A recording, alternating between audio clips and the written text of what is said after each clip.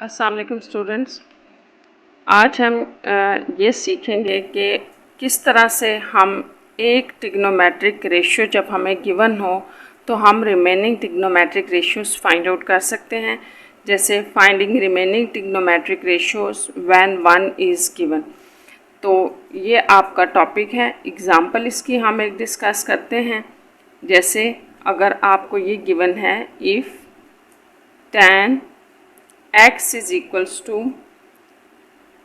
a over b, find sin x and cos x। ये आपका question है। तो सबसे पहले आपने ये याद रखना है कि मुझे tan x a over b given है। तो इसके लिए मैंने आपको बताया था, पहले भी हमने इस तरह के क्वेश्चंस डिस्कस किए हैं एक्सरसाइज के अंदर, कि सबसे पहले आप राइट ट्राइंगल कंसीडर करेंगे। एक राइट ट्राइंगल ले लें जिसमें ये एंगल 90 का है, और इस तरह से अगर यहाँ पर मुझे जो गिवन इन्फॉर्मेशन है इसमें tan x is equal to a over b का मतलब है कि मेरा एंगल x है। इसका मतलब है मैं यहाँ पर x ले लूँ। अब आपने ये बात याद रखनी है कि जो 90 के बिल्कुल सामने साइड होती है इसको हम हाइपोटेन्यूज कहते हैं।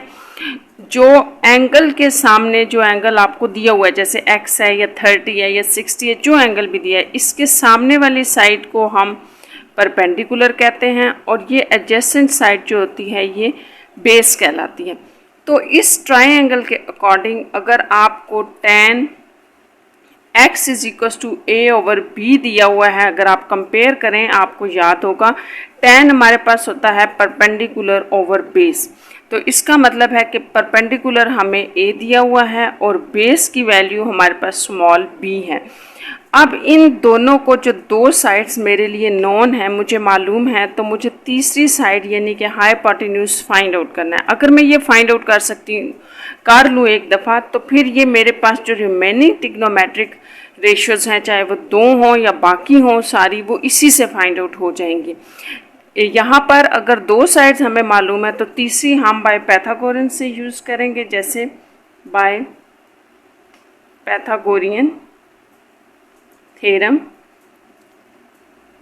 पैथागोरियन थ्योरम आपके पास क्या होता है, हाइपोटेन्यूज का square is equals to base का स्क्वायर प्लस परपेंडिकुलर का स्क्वायर। इस तरह से बेस हमें जो दी थी वो b स्क्वायर था और परपेंडिकुलर था वो a स्क्वायर हो गया, और इस तरह से आपका जो हाइपोटेन्यूज है वो आपके पास a square plus b square आ रहा है। अगर मैं दोनों तरफ रूट ले लूँ और इसका स्क्वायर कैंसिल आउट कर दूँ तो मेरे पास आ जाएगा हाइपोटेन्यूज इज इक्वल्स टू, यहाँ आपने स्क्वेयरिंग की है,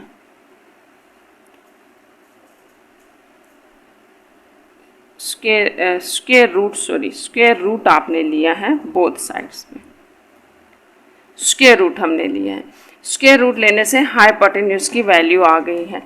अब आपने यहाँ पर स्टूडेंट्स याद रखना है कि आपने फाइंड क्या करना था, फाइंड हमने करना था साइन x। तो साइन हमारे पास राइट ट्राइंगल के अंदर, अगर आप यहाँ देखें तो राइट ट्राइंगल के अंदर साइन आपके पास होता है परपेंडिकुलर ओवर हाइपोटेन्यूज।